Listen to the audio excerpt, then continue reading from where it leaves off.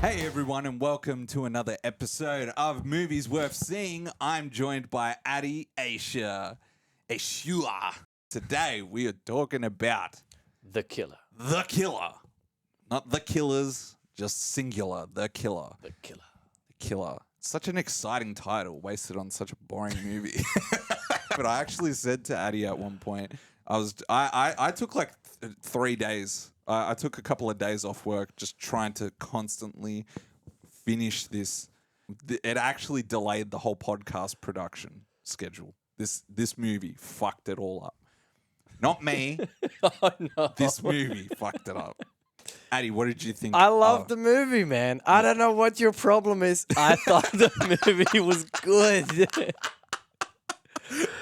It was good. I don't see the... Look, it's slow, it's tedious, sure, whatever. But it's tense, and it's such a good story about this guy's psychological journey. I actually said to you at one point, I'd rather watch a constipated dog, try and take a shit For a than second watch time. this movie.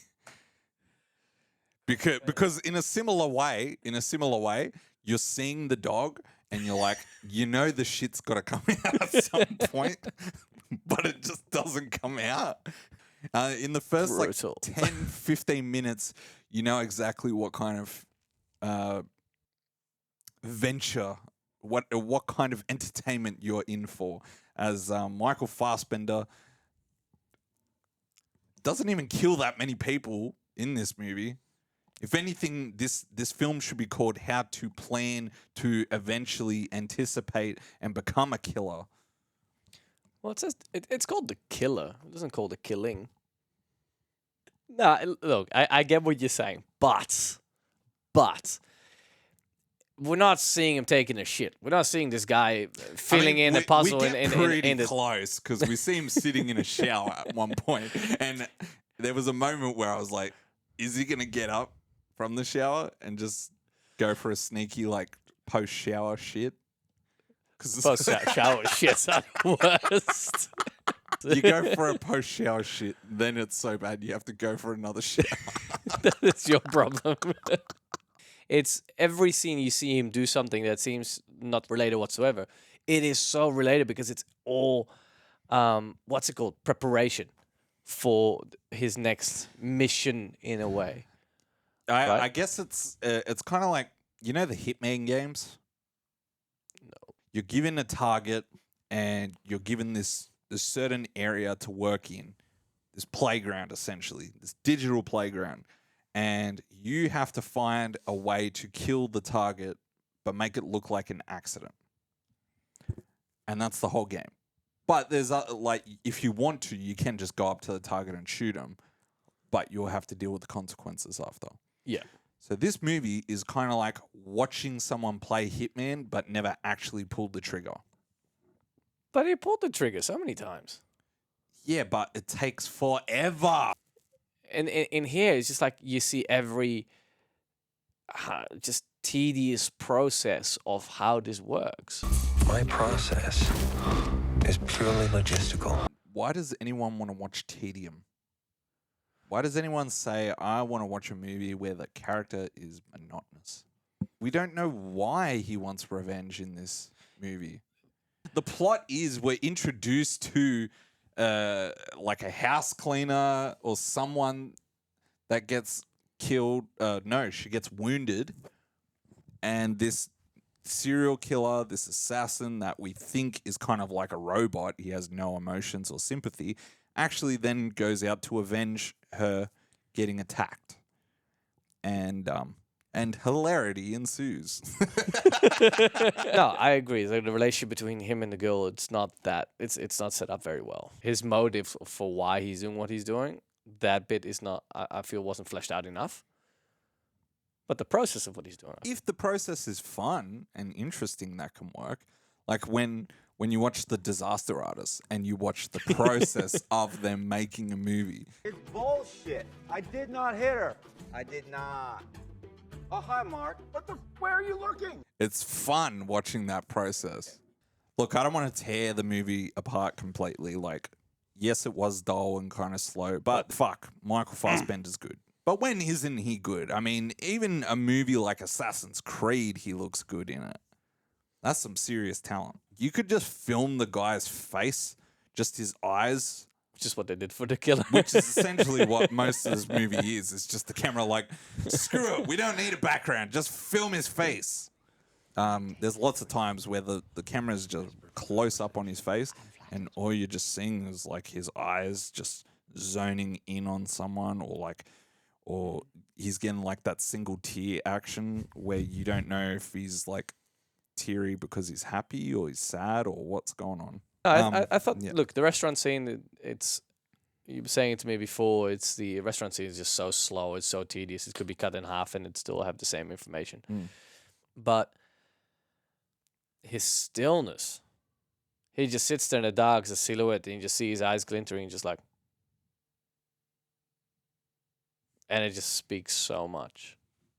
That's true. So good. I feel like every actor should study this movie for Michael Fassbender's performance, and to cement that, the importance of just subtlety, some subtle eye movements, every nuance, everything that Michael Fassbender does. Nothing is wasted in any of his stillness, any of his movements. Everything has a purpose. Directed by David Fincher, stars Michael Fassbender. You know, we've talked about Michael Fassbender's performance, his presence is captivating. One of the things I loved about The Killer was the voiceover narration. It reminded me of Netflix shows like You, where you really get a good insight into the character. As I said, he's got that tonality, that delivery that just makes everything interesting. Even if he was describing a turd, you'd be like, oh, just tell me more. Very similar to Patrick Bateman. Yes, from American Psycho. Yeah. And we were kind of talking about this before this, that Patrick Bateman's voiceover narration is more quotable, more memorable, because you could take it out of the movie and apply it to different things because he's talking about pop culture. Whereas in this, it's Circumstantial. It's circumstantial to the plot. You take it out and you say it as a one-line to someone to be like, what? He's getting tested for his patience. You want him to improvise because he's given so many opportunities to act, to make it an action film, to make it a high pace. Boom, boom. All right, there she is. Boom, shoot. He could have. But he always reminds himself, don't improvise. Anticipate, don't improvise, right? Speaking of fights, the fight scene in this was, yes, beautiful. Surprised the shit out of me. I thought I was watching John Wick. I was like, whoa, whoa, whoa. Wait a second. This movie's actually got something happening. It's interesting now. Like, for 50 minutes, nothing was going on. And all of a sudden, it's shifting into a whole other gear. I'm like, did David Fincher leave the directing chair and Michael Bay stepped in? You slept through the whole fight scene. Nowadays, with a lot of the movies that are just complete rubbish, complete garbage, it's a little bit of setup and a lot of payoff. Yeah. And because there's so much payoff, there's a lot of the payoff that's never been set up. And you're like, that's so fucking shit, because I don't even know. Why, they could have done that. With Lord of the Rings, for example, which is... It's like, why doesn't Why he does it just just fly? all the way to the... Yeah. 'Cause it's about the journey, man. Oh, so many movies. Look at all the... They come up with so many ways how they could have killed Thanos in the first 5 minutes. And man could have just like, whoop, real tiny, go up the bomb and explode him. That's a good point. I mean, there's so many things that people say that's like, yeah, they could have done it like that. I mean, Maybe what if Thanos Captain has- Marvel put on the glove instead of freaking Iron Man, and what's it called? Tony Stark would have still been alive. Bro, the people would have been pissed. I if know, they but I'm did saying, that. look, I'm saying I loved But yeah, loved I Infinity get what War and I you're love saying. Endgame. I loved the movie. I thought it was the best Marvel movies you'll get, and I think that's the peak, and they're never going to match it again. No. But there's so much payoff with such little setup, and it just doesn't match. I'm sorry, but I'm stuck on this image of Ant-Man shrinking down to quantum.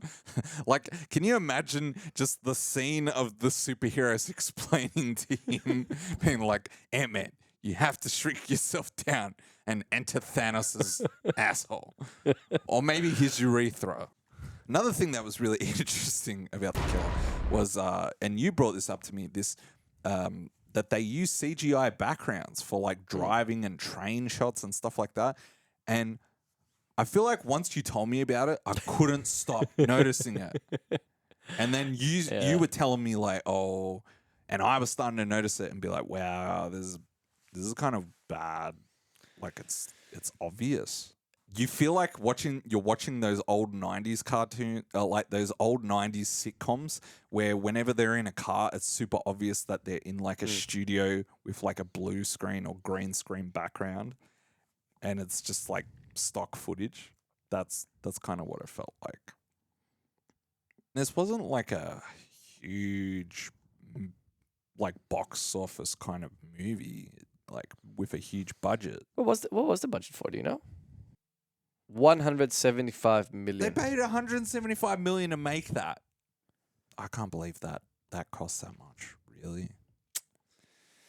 Apparently so. Bro, I'm honestly like tonight. I feel like I'm gonna have like a bit of trouble sleeping tonight, so I'm gonna put the movie on my phone, on my bedside table. I'll be out like a light. I find music a useful distraction. But speaking of his narration, though, you gotta give credit to the first act. The first act, the whole montage, the whole sequence of him being in Paris. I mean, I know it's freaking almost 40 minutes. You really don't think that could have been done in a shorter period of time, though? Again, depends on the style of movie you want to go for. If you're going for action, yes, 100% you could shorten. You can make it like, cool, he just lays there, boom, shoots, misses, and he runs and he becomes the hunted. Yeah, but like 100%. Look, 40 minutes, man. Again, 40 minutes. It's about the killer. It's not about the killing. Right? It's about the killer. It's about his process. It's about the tedious acts together. I'm saying that you could still build up that suspense just without it having to be that long. Don't you find it funny that a movie like central purpose is to entertain and provide escapism, and it's like this movie's whole thing is we're going to provide you with the tedium, the monotony, the boredom of what it's like to actually be a killer. You don't find it funny? Look, the intro is always slow. It's never 40 minutes for a first act. Afterwards, you can speed it up a little bit and stay slow.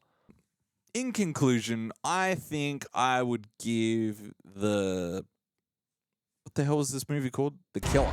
The Killer. I'd give The Killer 2.5 out of 5 stars. Not my cup of tea. Personally, if you're a fan of David Fincher movies, there's so many other films that you could watch. Fight Club, Seven, Gone Girl, The Social Network. If someone goes all out of his way to spend $100 million or more on a movie and get a cast and crew who devote an entire year, if not more, to put so much work in to put a project of this size and spread all around the world, I feel okay. The least I can do is try to find a good in it. Yeah, I give it 2.5 stars. I think The Killer, it's not my cup of tea personally, but if you like David Fincher, I feel like there's other projects he's made that are much better. If you appreciate Michael Fassbender, you'll enjoy his captivating performance. And if you're a Smiths fan, the entire soundtrack is just Smiths songs, so that's pretty cool too. No, I would give it a 4. I thought there's so many underrated parts of the movie, such as the whole movie is from Michael Fassbender's character's perspective, and I thought they did it brilliantly. You gave it a very good insight to his journey, and I thought David Fincher did that brilliantly. Even though it is slow and tedious, his life and his process of how he does what he does is slow and tedious. And I thought that was captivating. All right, guys. If you enjoyed the show, please like, share, and subscribe for more content like this. And if you enjoyed The Killer or you didn't enjoy it, comment below and share your thoughts on The Killer.